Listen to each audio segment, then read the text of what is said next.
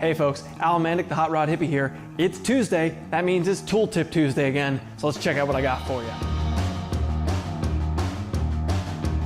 In today's episode, we're taking a look at magical, mystical magnets. Obviously, magnets aren't magic. They're just the laws of physics coming together, but they are really useful for all kinds of fabrication work. I use them all the time for layout work, for lining up panels. They come in a lot of handy, and I really recommend you have a few of them on hand for a lot of different various applications.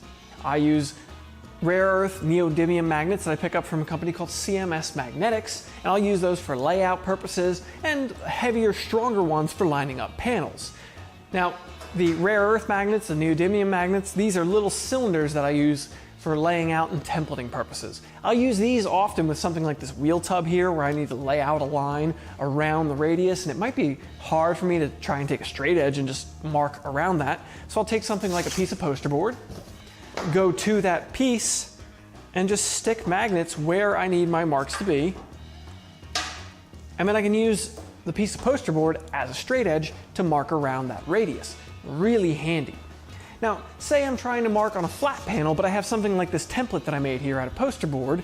Well, if I need to mark this out, I can hold it in place and start to mark, but very often I'll get halfway through and just shift a little bit, and now my lines are all screwed up. So what I'll do in that case is I'll take the magnets and I'll magnetize the template down to the flat piece that I'm trying to work with so that I can draw a line around that nice and easy without having that piece shift around on me.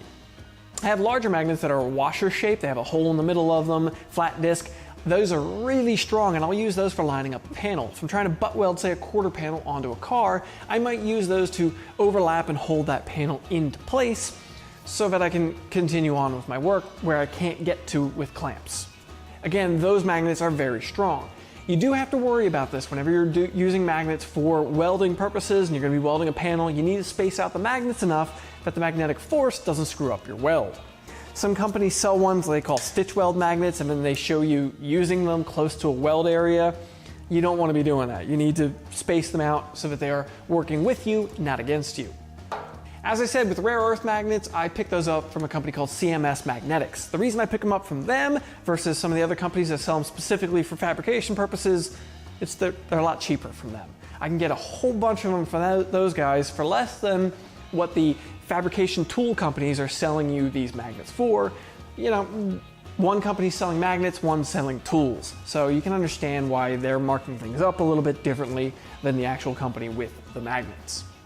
CMS Magnetics, I'll link their website down below. Unfortunately, it looks like they've revamped their website since the last time I was on it, so they don't have stuff listed like they used to. They have a lot of magnets, from little guys like these, ones even smaller than these 3/8 by 1/4 inch ones that I have, all the way up to giant ones that if you got your hand between it and this table, you're gonna break your hand how strong they are. So they've got a lot of different products. If you have some special application you're looking for, you might want to contact them. Their products are available on Amazon, so I will link you to that as well, so you can go pick up some of their products off of Amazon if you want to. Go ahead and drop this video a like if you found it informative. Let me know in the comments down below. Do you have hard drive magnets? Do you have some different magnets that you use for these different applications? What do you do? Let me know in the comments down below. Subscribe to the channel for more content like this every week. Thanks for coming around, folks.